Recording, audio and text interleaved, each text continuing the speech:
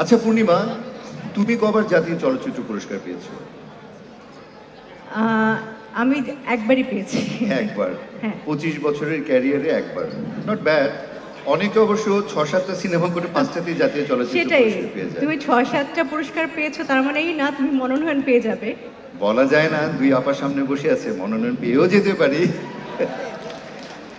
আর আচ্ছা, পত্রিকায় দেখলাম তুমি আজকাল অভিনয় করতে চাও না, কেন বলো তো? প্রবলেমটা কি? না, অভিনয় করতে চাই না তা না। তাহলে? অনেক ছবির অফার আসে, কিন্তু একটা ছবির অফার এসেছিল, ওই হ্যাঁ। ছবিটির মানে মেইন ক্যারেক্টার আমার ছিল। ওয়াও, তাহলে করলে না কেন? মেইন চরিত্র তো করাই উচিত ছিল, আরেকটা পুরস্কার পেয়ে যেতে। হ্যাঁ, কিন্তু তারপর? করিনি, কারণ খুব কঠিন একটি চরিত্র ছিল, কারণ ছবির প্রথম দৃশ্যে আমি মারা যাই। ওহো। তারপর তারপর? আমার ওই ছবি টাঙিয়ে ছবির নায়ক নায়িকা বাবা মা সব কথা বলে। এখন আমার তো অভিনয়ের সুযোগটা আর থাকলো না। মানে শুধু ছবিতে গলায় ফুলের মালা দিয়েই রেখে দিয়েছে? হ্যাঁ। মানে বুঝো তোমার অবস্থা। এনিওয়ে, আমরা আশাবাদী সামনে পূর্ণিমা অনেক সুন্দর সুন্দর কাজ নিয়ে আসবে। এই হাত একটু ছুঁয়ে দেখো। থ্যাংক ইউ সান্ত্বনা দেওয়ার জন্য। আমি তোমাকে ছুঁয়ে দেখতে বলিনি, তাহলে আমি বলছিলাম ওদের কথা, ও বুঝেছি। যারা কাজ করে।